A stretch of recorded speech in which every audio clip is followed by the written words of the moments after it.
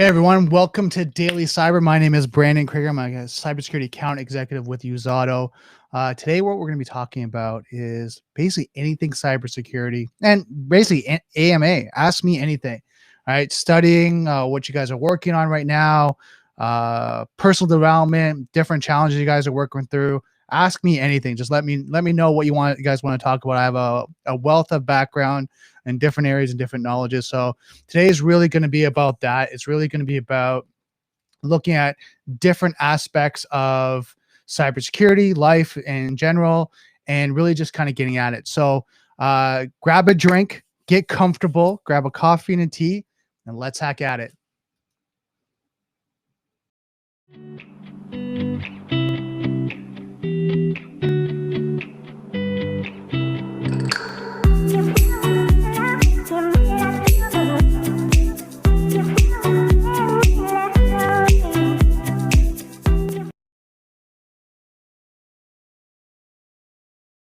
I'd like to thank our sponsor for this episode, Usado. Usado is a Canadian-based cybersecurity company that provides 24/7 cybersecurity support and compliance service that align their customers' tolerance for risk, their clients, suppliers, and government contractual mandates. Usado's teams focus on using insights to drive business decisions. There's no need to leave strategies to chance when insights can be used to show what changes need to be made and how to make them. Usado offers multiple services to help companies simplify IT, centralize cybersecurity management, and meet compliance standards. Usado can customize their service to work with your existing IT network and programs. For more information, contact Usado at info@uzado.com or visit their website at www.uzado.com. So guys, we're already starting. I can start to see the questions come in. Keep them coming. I want to do a little housekeeping first. In the actual chat, make sure you ask the questions there. We got our amazing moderator, Sec IT guy. He's going to be helping you guys facilitating the questions. We'll actually have some little teasers there as well if you want to know my socials. I have some education too that we're going to be queuing up a little bit later. Also different areas that, for social media and different marketing, things along that line. So make sure you ask a lot of questions. Just to give you a little update recap. Again, if you're new to this is the Cyber Insecurity Network community. We've got a Discord group. Neil Bridges is our kind of founder of who's growing this out. The goal is to really collaborate with security people from high level, senior level people to guys who are breaking the industry, ladies and gentlemen, all right, breaking the industry and just really kind of bridging that gap and making sure that we have a community that everyone's growing together and we're learning together as a community because it's a massive, massive industry, small community. Right? And that's why we're going to work together to collaborate and help each other be successful in this industry. And I think the goal is right now is to be mentors for each other. And that's why, a lot of the streamers right now are doing that just to make sure that we're passing it forward for the guys that helped us as we started out to help you guys and answer the questions that you guys are looking for and make sure that we give you that, bridge those gaps, help you to troubleshoot different areas in your cybersecurity career, education, challenge you're going through day to day, help you to bridge all those gaps. So that what happens is you can do it faster than we did when we had to literally and you think about it, hack the industry, right? And try to break in different ways and different directions and then be able to get in. We're trying to streamline that for you so that you can have a faster way into the industry, have more success. So make sure you ask lots of questions. That's what we're here for. Share this with your friends, your colleagues. Make sure, if you're new, subscribe to the channel.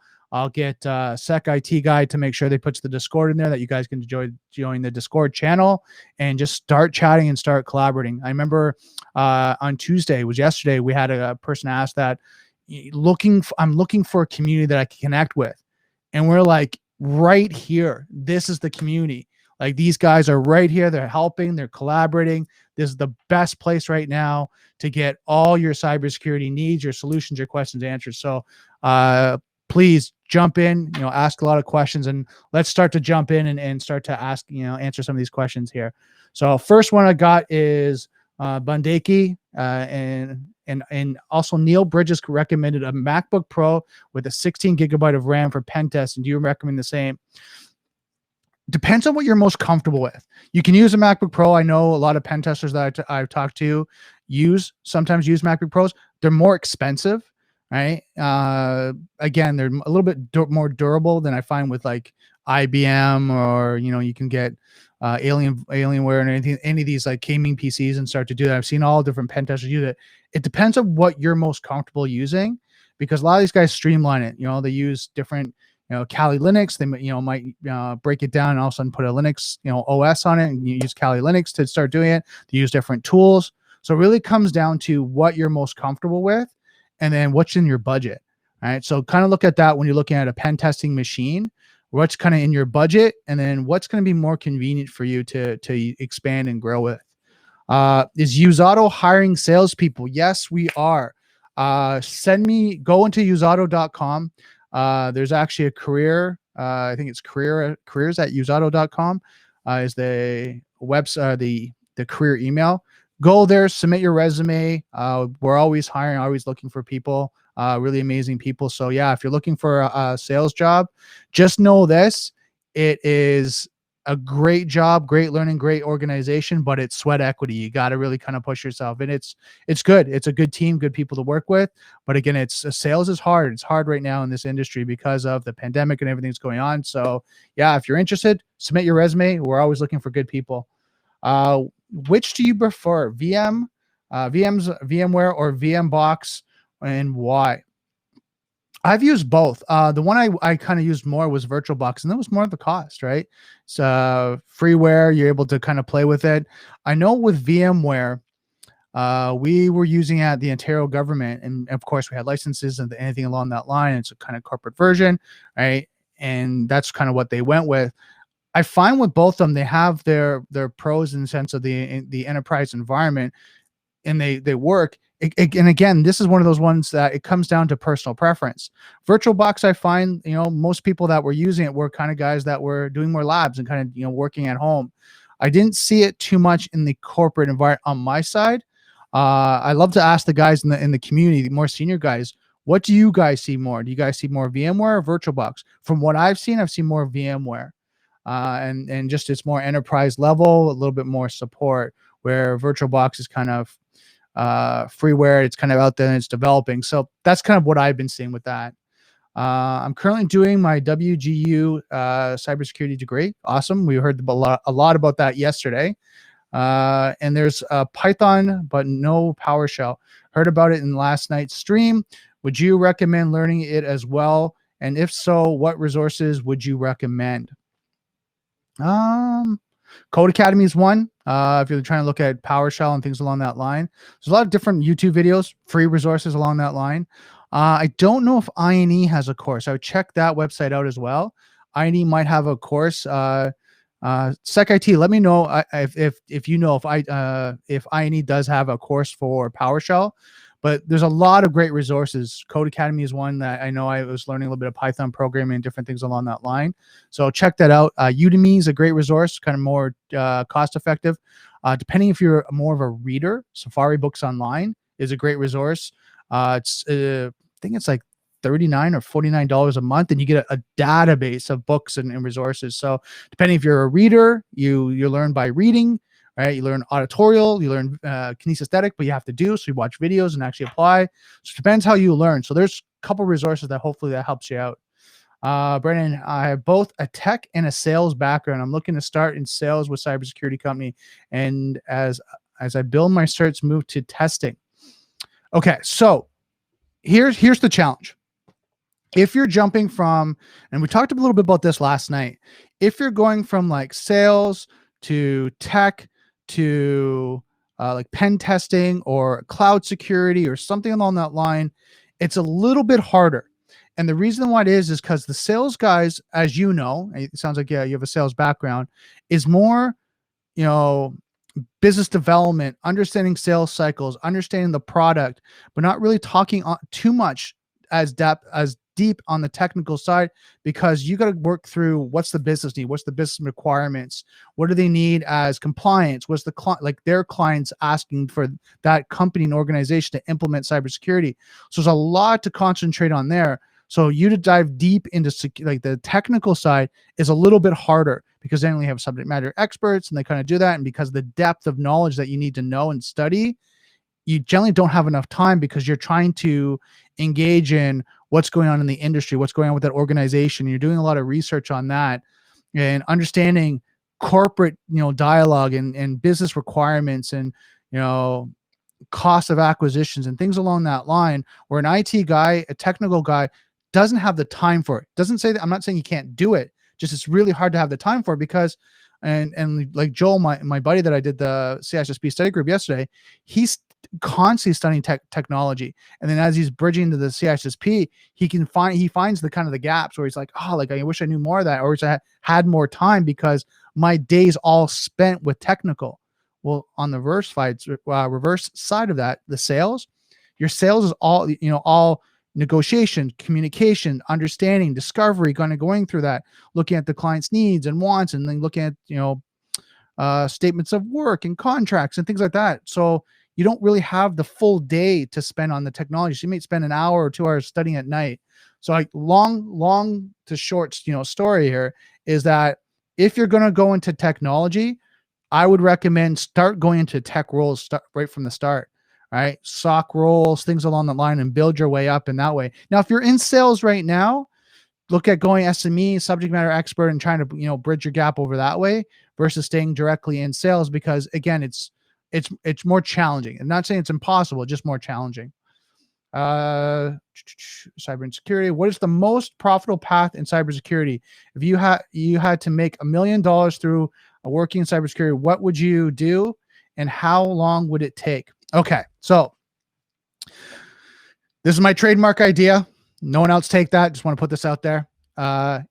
Anything in cybersecurity right now, when you look at AI technology, you look like an encryption, securing Internet of Things, compliance, CMMC is going to be big. Different areas in cybersecurity are multi-million-dollar ideas, right? And I would say multi-million-dollar verticals that you can work in and you can develop in. You can create an idea and a concept and run with it. It's just the one challenge, and I'm going to put my business hat on here. The one challenge is developing something out that you can take to market, and you have the run rate of financial to be able to do that, and then being able to sell it that people will buy it, and then it'll take off, and it's something they need, right? Looking at quantum computers, you can, somehow source a quantum computer in North America right now. That's going to be huge. That's going to be huge if you're able to do that. So here's some ideas that are what you can potentially do. Now, you're asking about time. How long will it take? Any business, realistically, you're looking at 2 to 5 years, right? 1 year of building and developing, if you can do it really well and efficiently, and you have a business sense and a great, strong team, and then 2 to 5 years to ramp that up, right? So that's kind of what you're looking at. And it takes some time. That's putting my business hat on. And I've talked to a lot of successful business people, and the owner of the company, I get to have conversations with him about business. And these are the things, like, you're constantly changing, being dynamic, changing your service, changing your products, the way you're doing things, and keep being successful. So hopefully that answers your question. And I just want to make sure that you understand that it is a sweat equity. You really have to have a love for it, and you really have to have a passion, because being in business is hard. Being in business on your own is hard. It's tough, right? But I mean, when you get through it, you get to the other end, there's rewards, but then you have bigger challenges as an owner of a business, right? So just kind of think about that. Hopefully that answered your question. I have a question. What is the position I should shoot for if I want to skew into reverse engineering? So you want to reverse engineer, and this is a good question. What do you want to reverse engineer? Because you can reverse engineer coding, you can reverse engineer hardware. What do you want to get into? Now, if my recommendation is kind of look at that path of what you want to reverse engineer and go on the one side of actually developing it out. How is that developed? So if it's code, go into coding. How is coding? And then look at, for malware, things along that. How is that malware developed? And then you can kind of look at the coding of it, what type of code it's used, anything on that line. And then when you get some sort of malware that comes in and you're checking that out, wants to be reverse engineer malware. So that's what I was wondering. So malware, right? So you want to look at how malware is developed. You want to kind of now be very careful. You want to develop your own malware, but you want to kind of look at how software is coded and things along that line. So what happens is when you get it, you can kind of go, okay, how is that implemented? What do they do? How did they code? How does it execute? How does it go on through that path to be able to be exploited certain areas? How is it exfiltrate certain, ports, things along that line? Because then what happens is if you understand the code, you understand what to look for. And then you start to now through experience, you start to break it down. Now, the other thing is I would look at mentors that already do this and then ask them, how do I get this done? Like, how do I go through this? Right. So what do you do in your day-to-day job? How did you get to this point? If I want to be you in 5 years, how do I get to be that point? And then what do I need to do to reverse engineer that and say, you got Python, you get C++, you did this programming, you did that. Okay. And then what did you do to apply that to, reverse engineering malware? And then they'll be able to give you their path and what they did. So that's what I'd recommend there. What skills should I focus on to get into a SOC job? Security plus. One of the things is, a lot of the security analysts, Herjavec Group, I see this quite a bit, understanding a base level of cybersecurity. Security plus, if you can get that certification, that's generally an entry level into a SOC. And then from there, experience.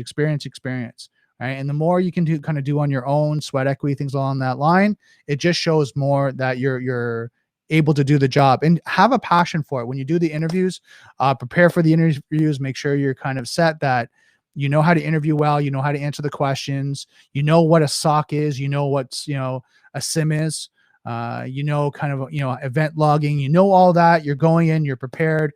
What's the day-to-day job? Now, if I were you, I'd go interview someone that's, actually working in a SOC, level 1, level 2, level 3 analyst, and take notes. Like, what do you do? What do you do day to day? How do you do this? Okay. I don't need specifics in the sense of, any NDA, but when you log in, you log into your monitoring tools. Okay, perfect. And then you're monitoring the SIMs, you get assigned to clients. Okay, great. How does that work? If there's an escalation, do I need to know ITEL? Like what's the escalation path? How does that work? Do you call them SEV ones, priority ones? So what happens when you go to the interview, then you know what they're asking. Kind of go, okay, so I'm going to prepare for this job. Okay, great. So, tell me a scenario when how would you deal with an incident? Well, from my understanding of how a SOC works, I would do this. I would log a ticket. I would do this. I'd do that. And you can walk through the path and make sure it's logged as a priority 1, 2, or 3, depending on the outage. And I would do X, Y, and Z. And they're going to go, okay, this guy has a base knowledge. This guy or girl has a base knowledge, and we're comfortable to work with them and start to, train them up in our system and our solution, right? And then get them up to next level. And then the learning curve in a SOC is very, very high because a lot of these cybersecurity companies, IT companies as well, but cybersecurity companies, from my point of view, they train you. They have a lot of internal training on their systems, their solutions, sometimes even vendor training that you're going to go through. If it's Rapid7, Qualys, QRadar, whatever that may be, they're going to take you through that training. So you're going to know the platforms and what you're dealing with.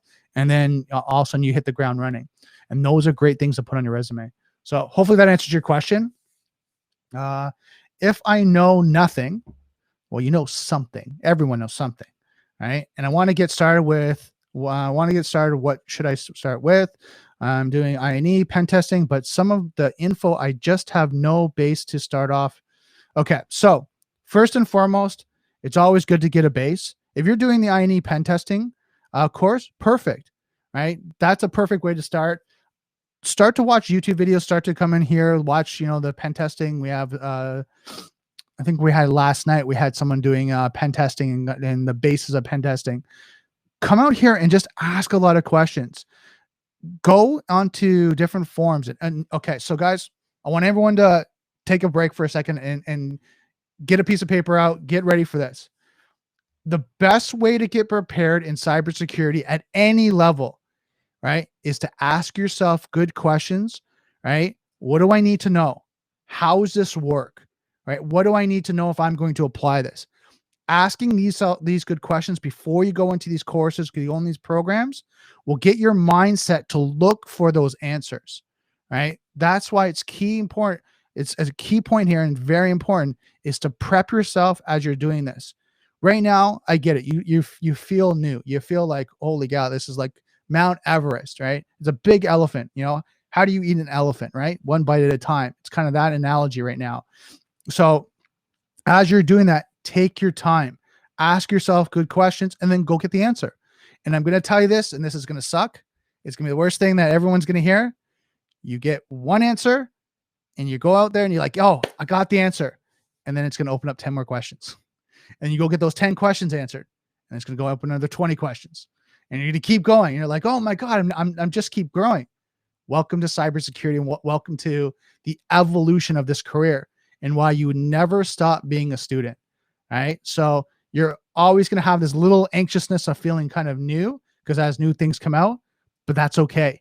When you look back and go, oh my God, how much do I know? You're going to know so much. And it's just going to keep evolving. Now, don't get me wrong. If you look at this room that I'm in, the amount of information you're going to know in cybersecurity is going to be like this little dot, right? And then that little dot's going to get a little bit bigger and a little bit bigger. Then it's going to shift on you because something's going to come out. Machine learning, AI, something like that. And it's going to shift and you're going to have to learn so much more. But that's the joy of this, because the people who you're helping and you're supporting know less than that dot, and they're looking for you for, your expertise and your knowledge. So keep it up. Hopefully that answered your question. Let me know if you have an add-on question to that. Just looking here. INE does have a PowerShell course. So yeah, if you want to check out INE, right, they have a PowerShell course. Again, INE is a great resource. I know right now we're kind of working with them right now with all their programs. So check them out. Again, I gave a lot of different resources depending on your learning style. That's so important. Understanding how you learn, right? I might tell you learn on videos, but maybe you're not someone that does videos. Maybe you're better look at book reading, right? You like to read, you like to go through it. Here's a little tip. And this is going to kind of piss off Sec IT guy, but I want to know, just by a survey, and as Sec IT, if you could do a survey for me, how many people like to read, right? Just kind of hit a yes or no, right? That's how you study, right? I just want to know, put a yes in the community. Do you like to read to study, or there's something else, right? The reason why I put that out is because you got to know the way you retain information. And if you can master that, which I'm doing right now, I'm working on Jim Quick's course, speed reading, quick recall, and quick thinking. The reason why is because, as you guys know, we never stop learning. Articles, white papers, books, resources, exams, certifications. It's just never ending. We're kind of always keep learning, right? So how do we do it better, more efficiently? And that's what I'm working on right now. So that's what I'm trying to work on mastering, because like you guys, I'm trying to learn. I'm a student of this. So if you have any questions about that, let me know. I'll answer some questions around that. I was looking at here, someone's reading at 900 words per minute. I'm right now at 400 words per minute. So that's kind of the thing. You want to get that speeding, but then you want to have, 100% your retention, and then you want to have recall after short. And one of the secrets to recall, I'll give you guys a little tip here, is you study something immediately, 1 hour after, 1 day after, 1 month after, 6 months after, and then 1 year. If you can do that, by the time you hit 6 months, if you don't know it, then you just go and review it, and then you're going to start remembering, and that's going to get into your long-term memory. So when you're sitting in a meeting, someone goes, hey, so tell me about the TCP/IP protocol, or tell me about that, CMMC, compliance. You're going to be able to go, boom. That's what it is, versus, hold on a second here. Let me look that up. Google, CMMC protocol. What do you need, right? What's the compliance? When you study it that way, you're going to learn it, and you're going to be able to retain it. So keep that in mind as you guys are going as you're learning information. And one of the secrets to learning too is, do it in chunks, 10 minutes to 20-minute chunks. Don't try to study for 2 hours. Your brain only retains so much information in short chunks, right? 20 minutes chunks, take a break, go for a walk, come back. If you do another 20-minute chunk, and then that's it, right? And then, kind of review. Let's see, next question here. I'm currently an IT specialist for a school district. Our department is pretty flat, so I have a wide experience of tier 1 to 3 support, system admin, MDM. Identity access management, I think that's what it is.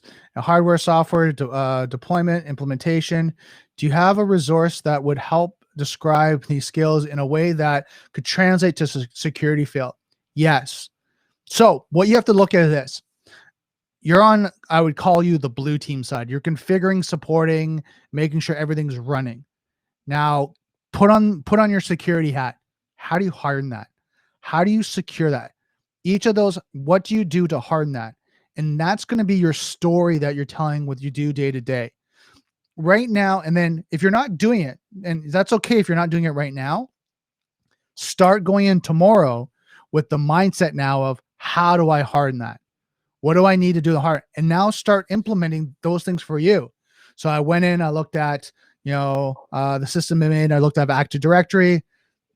I looked at some security protocols, what things I like, some open holes, some things that need to be hardened. I looked at some vulnerabilities, and then I start to do recommendations, recommendations on what needs to be hardened. The MDM or, access, identity access management, hardware, software deployment, implementation.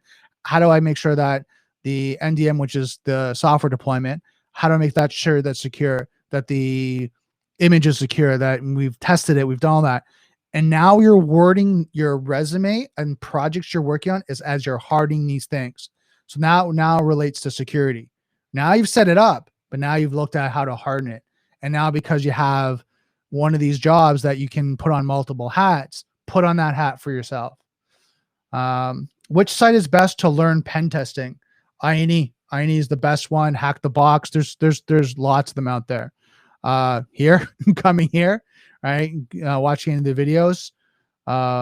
Those are kind of the ones that are good to start with. INE has a great course. I'll get Sec IT guy to post it in there. But when you're looking at that, it's a great place to start. Now, depending on your budget too, right? Some people, start with Udemy and things along that line. But I think INE has actually a good program to start with. Brandon, now that we are into infrastructure, can you briefly tell us the cost difference between having own data center and move it to the cloud? Okay, so there's a lot to unpack there. You're looking at having your own infrastructure internally.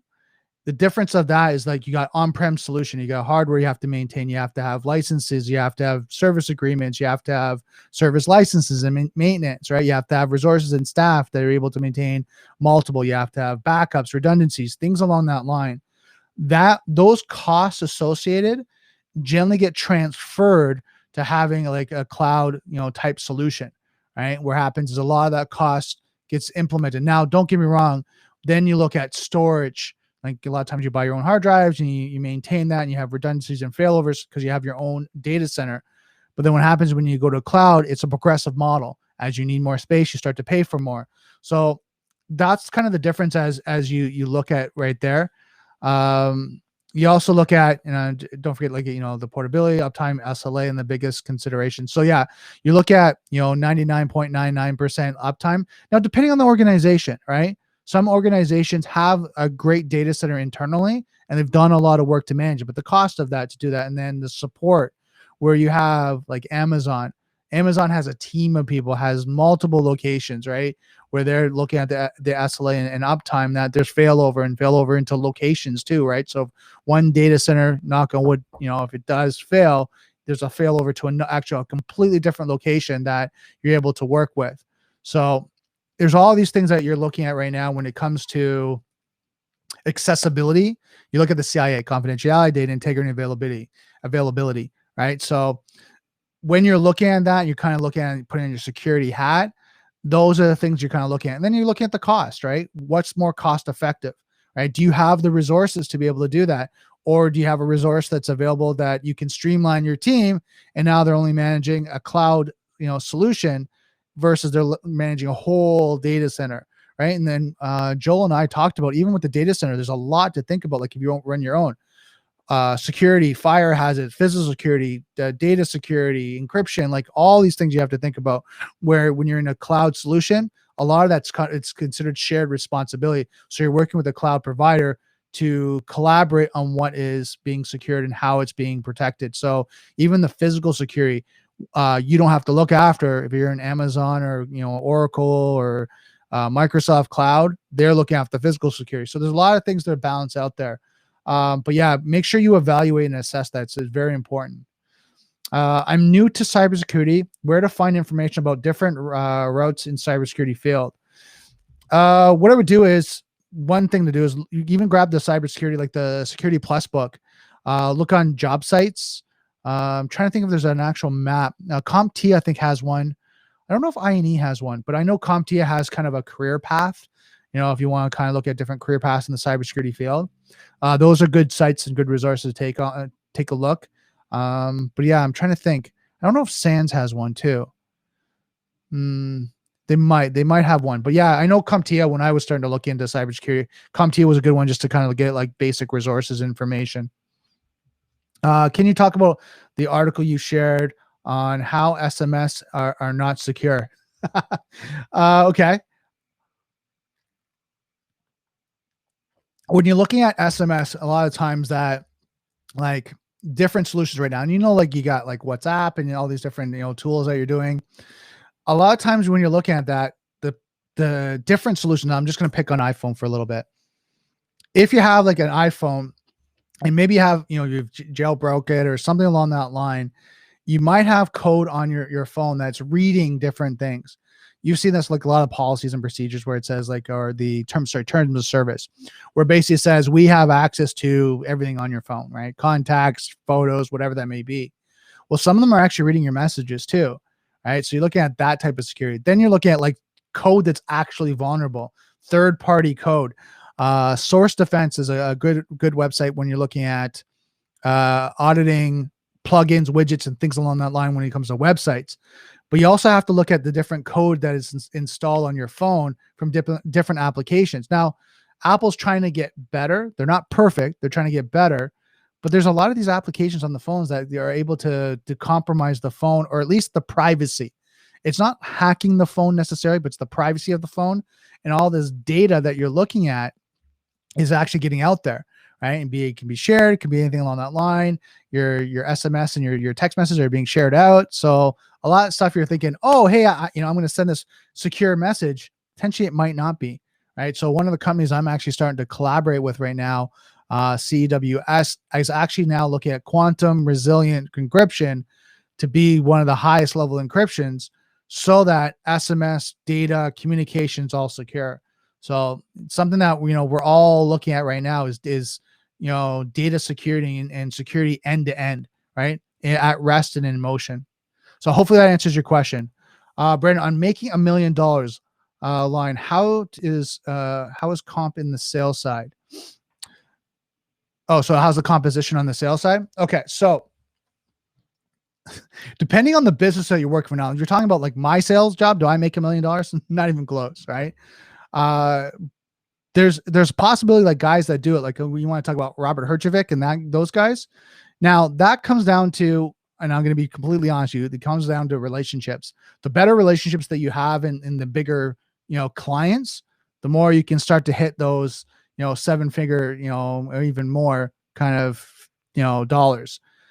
What happens with that is because they have great relationships with large organizations that buy quite a bit of product or service, consulting fees, or anything along that line. With sales, I mean, it's a hustle. It's a hustle to kind of get up there, especially because of the pandemic. Normally with sales and things along that line, it's a grind, but it's a relationship market. But with the pandemic and everything that's going on and the market changing and how people are selling, it's a dynamic industry. You have to keep pivoting. You have to keep changing, because right now, and I had a conversation with a financial sales guy, and he was selling like stocks and, investments and things like that. Well, these guys are flooding the market right now. So I'm getting calls from different banks and different, financial advisors and all that. Roughly 5, maybe 10 a day, right, are calling me from different organizations, and they're just flooding the market. Well, no different from cybersecurity, where I'm talking to people and they're saying like, okay, like what? What do you want? Right? Well, sorry, it sounds like I've upset you, or it sounds like, you're having a rough day.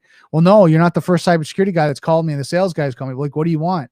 So trying to get rapport, trying to get a relationship right now is a little bit more challenging than it was before, because a lot of times you go to networking events, You go to a conference, you go to a networking event, you go to a social event, and you build up some rapport and you build up relationship, and then you start talking after. Where now it's strictly, potentially if you can network online, webinars, things along that line, potentially maybe some groups, hopefully, but then it's completely like outreach. It's cold calling and kind of getting out there. So it's a grind. It's a grind to get out there. But if you love sales, you love the hustle, it's worth it. What's the percentage of jobs roughly offensive versus defensive security? Good question. I actually don't know that. I'll be honest with you. I don't know stats on that. All I know right now, it is a massive industry on both sides, offensive and defensive. The jobs out there, you'll go to any job site, you're going to see massive amounts of jobs fluctuating because right now there's a shortage in great resources. So the better you guys can get in your skills, the more you guys can get opportunities out there. In my opinion, be honest. What is the Sec Plus still a DoD requirement? Cert? No offense. So what they do is it's just a base, right? It's a base. And think about this with any certification. Let's call a spade. And I told you, I'm going to tell you the truth about cybersecurity, right? That's why I'm here. What it really is that people kind of go, this. If I go to you and I say, hey, I need to go to a doctor, you have a base, respect for me that at least I should know this. Security Plus is that. They go, at least you passed the exam. You hopefully didn't brain dump it. You studied, you know the information. So you should at least be at this level. So now if we're going to take you in, we're going to confirm that. But then we're going to start now teaching you more advanced things because it's going to be faster and easier for us to do that versus going, do you know what a phishing attack is? Do you know what malware is? And they're like, I don't know. I have no clue. Right. And they're like, oh my God. Okay. It's not, I don't have time to do this. And think of it like a managerial role. They want to be as efficient as possible to train someone up, get them working so the manager can start working on other things and that person can do their job. So that's why any of these exams, any of these certifications, it's a base, right? It's a base from what you're going to learn, and then you're going to evolve in the organization to learn more and to specialize and master that. So that's kind of the why the Security Plus is still a DoD requirement. It's a requirement for SOC, some entry-level SOC positions. That's why you see that.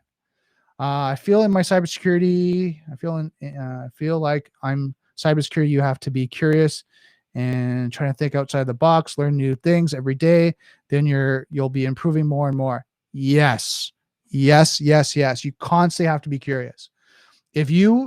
So one way, not the only way, but one way to fail in cybersecurity is you say, I've made it. I'm done. I've got everything. I'm an expert in the field. As soon as you have that mentality, you're going to fail at cybersecurity.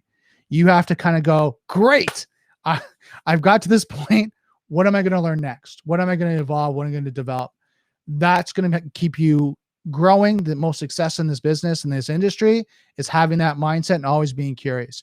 If you can be curious constantly, that's going to keep you growing. That's going to keep you in the cybersecurity space, and it's going to keep you interested. And then it's going to be interesting for other people. Because when they hear that you're working on that next thing, they're going to go, so what is that? Tell me a little bit about that. How does it work? How does it relate? And now they're going to learn from you, and you're going to teach them as you're learning. So this is this evolution of like almost called ping pong. All of a sudden someone's going to be a little bit more advanced than you, and you're going to learn from them. And then you're going to work on something a little bit different, and they're going to go, oh, what are you working on? I'm going to learn from you. And it's just back and forth, right? And you just keep evolving, right? You're always going to be in that evolution. And if you can do that, you have a long career in cybersecurity. Hot take. Do I start OSCP or pay somebody to help me launch a product I've been working on? That really is personal choice, right? If you're working on a product and it's come to launch so I'm going to put my business hat on here. If you've been working on a project and you have someone that's going to buy it, here's the key for business 101. The difference between a business and a hobby. A business, someone gives you $1. A hobby is something you do on the side and you do it for fun. That's business 101. I learned that from my marketing days and owning a marketing company for 10 years. And someone told me that. And when I first opened my marketing company, and I was like, no, that's not true. And then I realized how I struggled in not making money and giving people a lot of things for free and consulting. And then I realized they were completely right. I had to make sure that when I was working with them, there was an exchange of energy, of money, because then became a business. And then I had to look at my overhead and the costs and, profit and loss and operations and things along that line. And it just became a point where I realized very quickly, if I was going to launch a product like you're thinking about doing, start getting people that are interested, start getting, pre-sales, do all that, and then you're going to know, is this going to be a hobby or is this a real business that people are going to start to kind of buy into? And they're going to look at you starting to be a real business and a product they want to do. So really think about that. Oh, I've been sitting here all day. This is pretty cool, right? And I love helping you guys. So keep the questions coming. If a company has both junior and regular pen testing positions, generally, what's the difference in tasks between those two positions? Two things. One, junior to pen testing generally is the complexity of the pen test. Second is the relationship with the client. Generally, you'll find the senior level, the regular pen testers have a better way of explaining to the clients what they've done, what's the remediation steps, and what the client needs to do moving forward. That's generally what you see as the secret from the progression, is the technical skills to be able to pen test and the different things that they're able to compromise and breach. And then the relationship and how they are able to articulate what they've done to the client in very simplistic terms. So the client can kind of go, got it. That's what happened. And holy crap, I can't believe you got in. What do we need to do? How do we remediate this? What's our roadmap? And if you can do that, that's the path to getting to that next level, right? It's not just the technical skills, it's both the technical and the soft skills of communication. Reading is good, but from a detect's point of view, it's a combination of reading, theory, hands-on practice that gives the great recall. Okay, so one thing that gives recall is repetition, right? Repetition, right? And one of the things that I'm learning from some of these courses, and let me put it first here, I'm not disagreeing with you. Hands-on, tactile, kind of be able to do this, but if you're reading, one of the things is applying it 3 times. So here's a secret. Again, guys, get your notebooks out, write this out. First thing to do, if you're reading a technical chapter, scan the chapter once, looking for the pictures, and just look at the pictures. Second, look for the vocabulary, words you do not know, right? Go and write them in your notes. Write them in your notes as you're studying. And then third, read the chapter. What happens is when you look at the pictures first, it's going to make you curious. What are those pictures? What do they mean? What's the background of them? What's that in context, right? Second, you're going to look at the vocabulary and you're going to learn all the new words that are coming out of that chapter, right? And you're going to go, okay, what does that mean in context of this chapter, right? Third is you're actually, sorry, hold on. Scratch out 3. 4 is ask yourself good questions. So you've scanned the chapter, you kind of do that. What's this chapter? What is this chapter? What am I going to learn from it? What does these things mean? How am I going to use this? Right? And then come up with 5 to 9 questions. And then from there, then read the chapter. So I'm going to recap. 1, review the images. 2, look over vocabulary. 3, what you're going to do is ask yourself good questions, write down questions before you do that. You review that, the actual chapter. And then the 4th one is actually read the chapter. Right now, if you look at that, you've actually gone through the chapter 4 times. Now you've gone through the first couple times quickly, right? The first 2 you've gone through quickly. The third one, right? You're getting questions because you're getting your mind curious and setting up to ask questions and be very specific on what you're looking for. And the 4th one, you're now reading.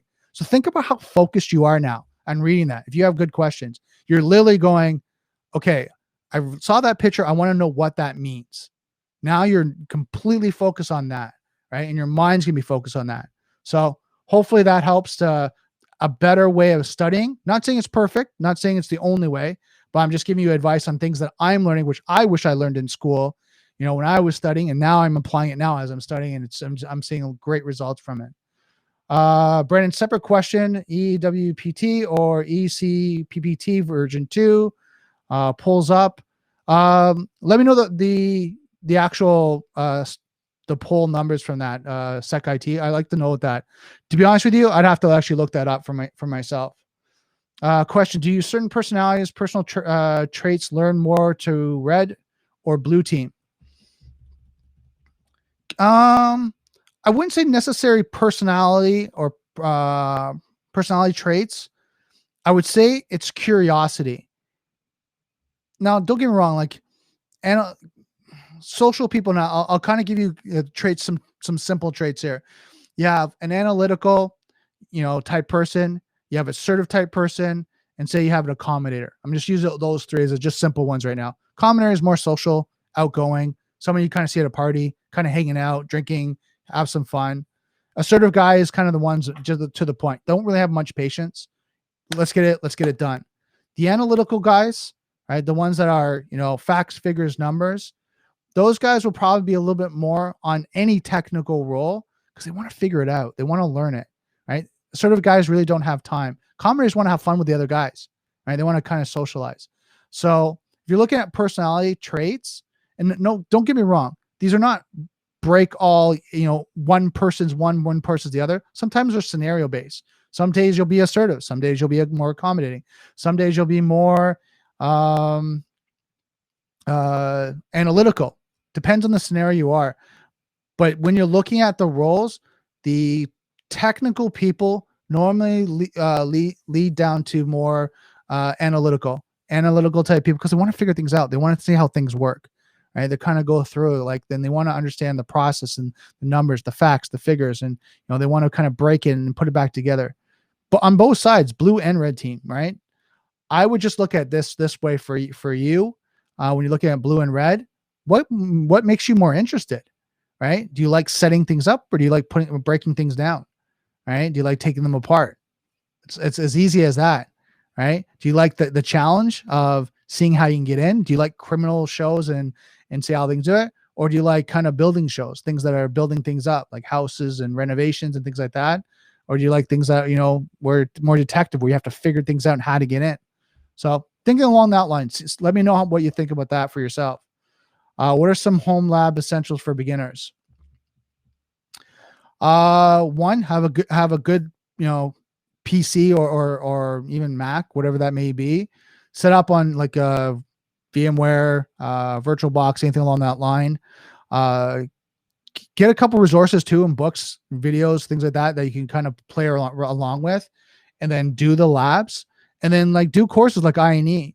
Right? Those are kind of some good things to start out with, and then just have different resources. Sometimes you'll have to have and from when I was trying to start to get into pen testing, you had to have different, systems, right? Because you wanted to see if you can compromise other systems, right? And sometimes you'll take them down.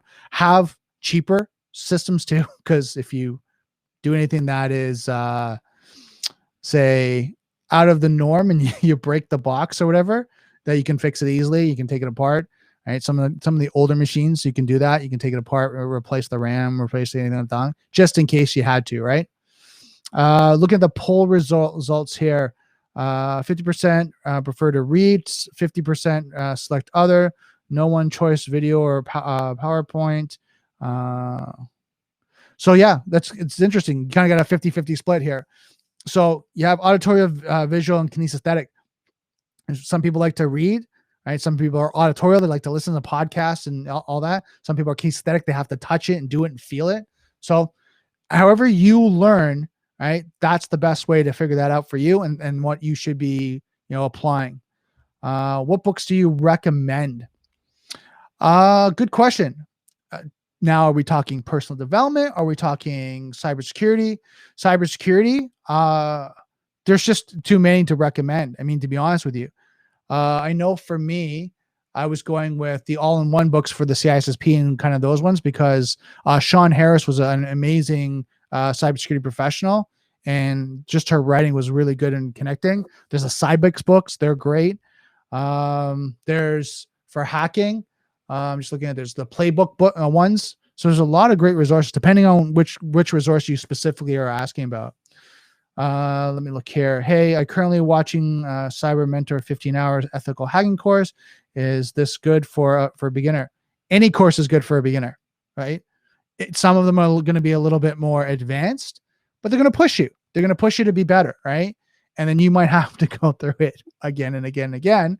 But again, I mean, you're just going to learn. Wherever you start, just think of it this way. Take it in chunks, take it in bite sides. If you don't understand, ask lots of questions or take a break and then go back. Wherever you start, I mean, that's going to be a great place. But just if you're starting to get too overwhelmed, then you might have to take a step back and kind of go, okay, what do I need to know about ethical hacking? What do I need to know about, the systems, the solutions, the technologies, the software? Do I need to know a little bit of scripting, things along that line? See where your gaps are, and then start kind of filling those gaps for yourself. And I would actually make it almost like a to-do list. Okay, scripting. They keep talking about scripting. I have no clue what scripting. So what's the fastest way I can learn scripting? Python programming. Check. Python programming. I got to go to Code Academy and start learning Python programming, or grab a book on Python programming. And then, okay, I filled that gap. What's the next gap? And you just keep going. All right. This is the evolution. This is when you're self-studying. Now, courses like INE and things like that, I think they have kind of a path you can take, and they'll walk you through that. Can you elaborate on Purple Team? What to do? Okay, so my understanding of Purple Team, from what I see, so there's different types of testing, right, and how it's applied, right? Purple Team testing is live testing with the actual blue team, right? And that's the corporation, the clients you're working with, and it's real time. So as you're doing, the pen testers are doing their actual engagement, they're testing and they're educating the actual client on what they're doing and how to remediate in real time. And there's this real time discussion, right? And then what happens is, most companies that do it, it's a little bit more expensive for clients because, again, it's full engagement, where any type of red team testing or a pen testing team, if it's, white hat, black hat, gray hat, where they know the environment completely in, white hat, gray hat, they kind of know the environment a little bit, black hat, they know nothing about the environment. They just want them to go to town. Depending on where that is on that level, is also incorporated on the rules of engagement of what they want the team to do in real time. So when you get the rules of engagement of what they're going to do, that team is going to test. And sometimes what you get with pen testing teams, they have to do it after hours. They have to do it on weekends. They have to make sure that they're not affecting, the actual production environment and real environment, because if they ever did something and something went down, they could take the organization, the company down, right? So what they have to do is they have to make sure they do it on off hours. But in a Purple Team test, they schedule that time that the team's there on the other side. So one, they can look at what's happening, if they can detect the actual engagement. And two, if they can't, the pen testers are telling them, hey, I'm doing this. This is what you need to look for. This is what you need to fix, right? And they're doing this in real time. What does the Purple Team look like in terms of career path and day-to-day activities? The only difference that I saw so far in my career is the pen testers are just, like I said, Purple Team are real live engagement. What you have to look for is companies that offer that, right? Companies that offer that Purple Team, and then go into looking at if they're hiring for someone. Now, that's if you have pen testing, though. And I want to do a caveat. If you're looking at getting into pen testing, first get into pen testing, get into the career, start to work your way through that, and then start to look for companies that offer Purple Team testing, right? And then see if you can get on that team, right? And then here's that, and kind of go back into the original question is, okay, junior to more of the advanced pen tester, senior level pen tester. Remember, Purple Team testers have to be able to engage with the client real time. So your level of communication has to be high. You'll have to be able to engage the client. You have to be able to be supportive, educational, help them through that process, help them understand what's going on.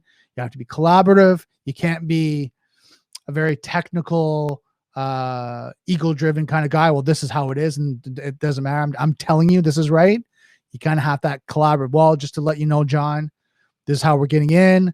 I'd recommend you look at fixing this. Right? These are the areas that we're breaching right now. As we can compromise, we got through this port. This port's actually open, or we got through the software. There's a back-end code. This is how we've been be able to exfiltrate this kind of solution or system. And you have to be able to be supportive, right? And I've seen some with technical guys, not you guys, but I've seen on the street where egos get in the way, right? Well, you should know better. You're the client, why did you guys develop this properly, right? And you can kind of see the egos start to get up. So when you're getting to the Purple Team, make sure that you work on your communication skills and you work on your support on how to support your clients. Cisco Security Outcome Study shows a very strong correlation between software currency and cyber program success. So why is keeping software current so difficult in most enterprise? And what do we do as practitioners to ensure software currency is at the top of management's priorities? Okay, so patch management, right? Patch management is one, right? Looking at software life cycles, two. Looking at the actual budget for the organization, resources, projects. All these are factors into looking at why software has not been properly managed or managed in real time, right? In the sense of you got, patches coming out, security patches coming out, have to be tested, right? You have to go through change management, right? Run into ITEL or some sort of change management when you actually deploy patches. When you do that, what happens is you have to make sure you do it on off hours, and you have to make sure you do it in a test environment, make sure that you're not taking the system down, because if there's anything that happens, you have to have a rollout or a backup plan, right? And you roll it back into your previous, version so that you can get back up and going and then test it again. So all these things that you're looking for are so important when you're looking at, patch management, you're looking at these types of solutions, and you're looking at keeping the software. Organizations have such a hard time because they have so many different projects, so many moving parts. They have to take their time through that. The bigger the client, and think about it this way. This was an analogy that I was told when I was, in cybersecurity and IT for the Ontario government too. Well, not cybersecurity, but IT for the Ontario government. You've got the difference between a small little dinghy boat versus the big Titanic massive ship. How hard is it to move the dinghy, and how hard is it to move the big Titanic ship? Well, moving the Titanic ship, it's hard to pivot and move, right? No different from bigger organizations. There's a lot of processes, a lot of things that you have to go through.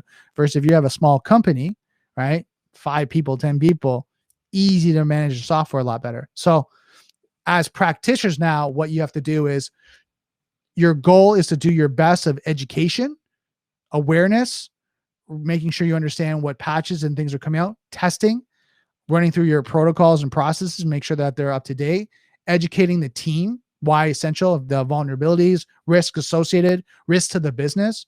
Change will happen faster when they understand, how much risk is associated to it. And I'll give an example. Say they're in unicorns, and I don't want to throw any industry out. Say they're in unicorn development, right? This company is unicorn development. They have a lot of different organizations in unicorn development, right? And then what happens is you're starting to see ransomware happen on other unicorn companies. Well, if you go to the organization and say, okay, hold on, we're noticing that these other unicorn companies are being compromised, right? The potential loss of revenue is now $100,000 plus remediation is now another $250,000. So right now it's, $350,000 of loss. And the patch is only going to cost us $20,000 to do. We need to get this done. Speaking that language, they're going to go fix that. Now the losses could be higher, right? But if you come up with that, proposal and education, you're going to get, your patch management moving faster. So hopefully that answers questions. It's kind of a long answer, but I wanted to make sure everything was answered. Do you think it's worth focusing on becoming more the proficient in a specific focus when first getting into cybersecurity, InfoSec? I've considered learning everything I can about web application, pen testing, and Active Directory. They're all actually fairly related, which is good. Application and web application security, pen testing. I mean, those are good correlations. There's a lot to learn about pen testing, different types of pen testing, IoT devices, external application, things along that line, Active Directory. I would say this, and I heard Joel talking about this last night, and I kind of agree. Try to get into, if you're not right now, if you're into blue team, any type of organization like that, learn how to set these things up first, and then it'll be easier to get into the pen testing role. So think of Active Directory and a web application as kind of your starting point. And then what happens is now you can pen test those later. You can come back from the other side and pen test them because you know what's not set up, what's not configured, how to compromise them. Just gonna think here. That's awesome. Thanks for the sales information. I cut my teeth at Millennium Brothers on the phones. So good. Yeah, you're into cold calling, right? Which is good. Good experience, good knowledge. But yeah, again, depending on what you want to do. And I remember, I think you were talking about, different directions in security. try to get into them like subject matter expert and kind of go that direction. It's a massive career. It's awesome to be in it. What do you think about Pen Testing Plus? It's not a bad certification. Again, depending on what you want to get, it's more introduction informative. I&E, these types of courses are going to be a lot better to give you hands-on, real world, get you into the career faster. Brennan, hope you're well. Trying to have a total career change from scratch to move into cybersecurity from a non-IT background. Doing a Google professional system admin cert, learning Python, and starting THM at the moment. What would you say the next aim should be to make to move into the sector career-wise? Starting out at entry-level system in job, developing cyber skills as I go. I like to eventually get into pen testing. I would try to go in for a SOC. I would try to go into a SOC role. If you're going to go directly into cybersecurity, try to get into a SOC role, right? Because that's going to give you the introduction on what breaches are happening, what compromises are happening, how they're happening. So it's kind of going to give you that insider information of kind of like how our company's getting breached. From there, you're going to kind of go, okay, at home, your home labs and doing all this, then you're going to start practicing your pen testing. And then what happens is, because the knowledge that you're getting, how companies are getting breached and the alerts and the, how the remediation actions, then you're going to be able to go and now do the pen testing against those. And it's going to give you a lot more knowledge. So that's my recommendation.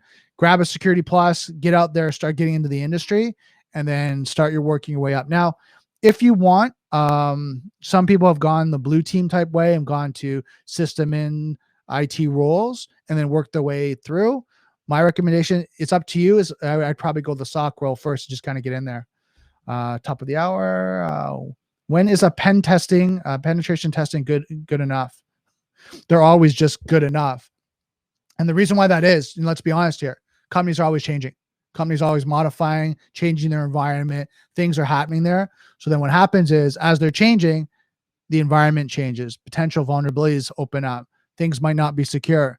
So you're always having to test. You're always having to monitor. So companies use like SOCs, like security event management systems, incident event management systems, to be able to monitor the environment to see if anything's starting to be attacked, right? So they have to look at that, closing up, and they have that 24/7 monitoring. Vulnerability scanning that's going on, right? They're scanning the environment to see if there's any potential vulnerabilities that can be compromised. So a lot of these things you're looking for that should be tested after launch. So if they're doing development, they're doing change management, there should be a pen test done. If not, should be at least every 6 months to 1 year. But yeah, pen testing, like I said, should be an ongoing thing. How much try hack me, hack the box, range force, I&E, etc. I need for someone without an IT background to be taken serious for entry level SOC 1 or junior pen testing. Okay, so I'm trying to understand your question here. Are you asking which ones though are best for you?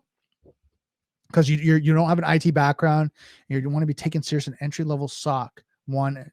So any of those, like I would grab, like all of them are great. Try to hack the box, try hack me, hack the box, all that. I&E is great. If you're actually a SOC 1 analyst, I would say right now, look at the knowledge, right, that you're doing. Like if you're take me serious as an entry level SOC. So I want to confirm, if you're a SOC 1 analyst right now, then you're in a great position. I would actually learn as much as you can as a SOC 1 analyst, like I just said, about the breaches, about the compromise, what's being logged, what's being event, and then go home and practice the other side, how that's being hacked. Now you can go try to hack me, hack the box, practice it, because that's going to give you the skill set now to bridge that gap. That now when someone says, "Can you pen test this?" you can go, "Yeah, I can do this. I understand that," and that's going to give you that sweat equity, and that's going to get you from the junior pen tester to more of a senior.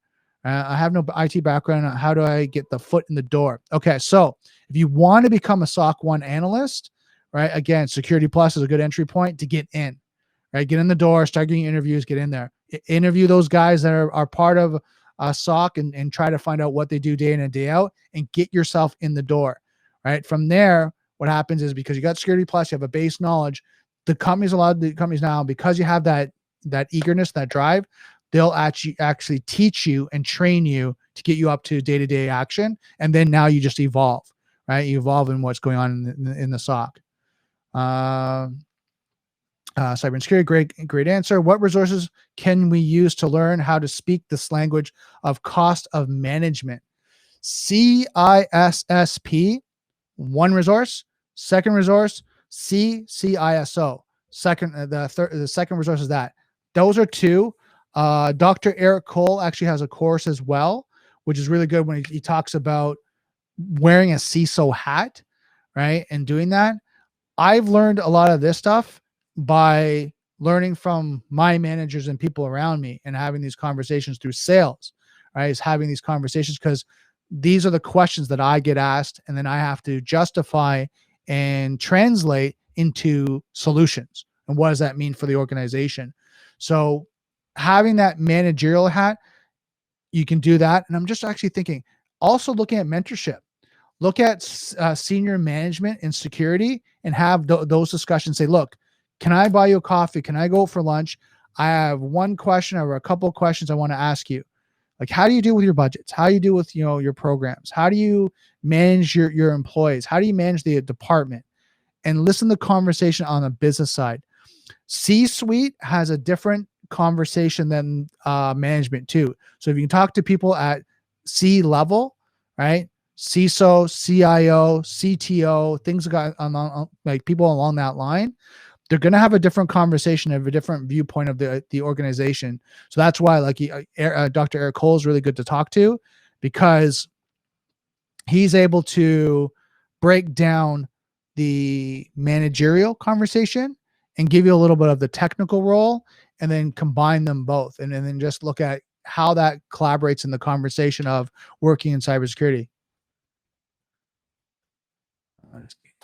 So that looked like the last question. So guys, thank you so much. This was awesome, right? And I'm loving answering you guys' questions in the chat.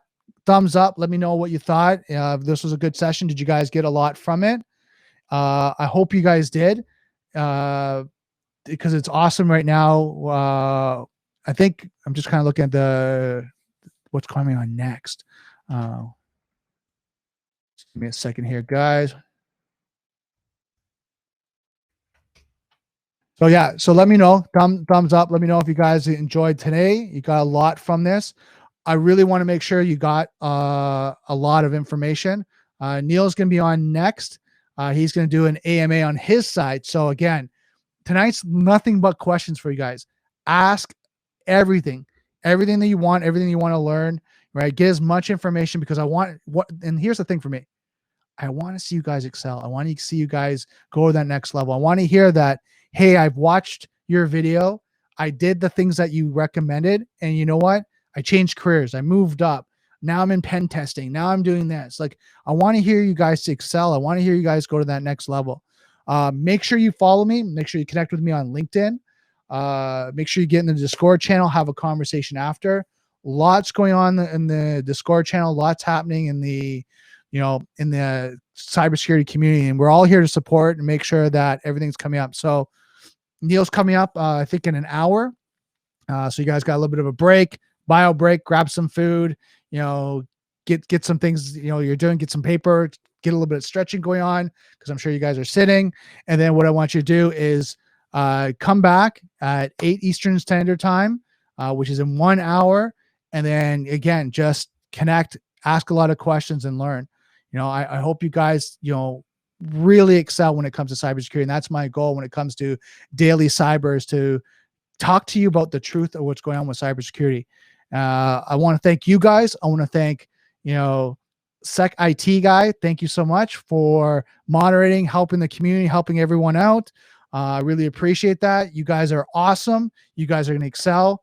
Please study, and let's get to that next level. So don't forget, software's hackable, being connected is vulnerable. I'll see you next Daily Cyber.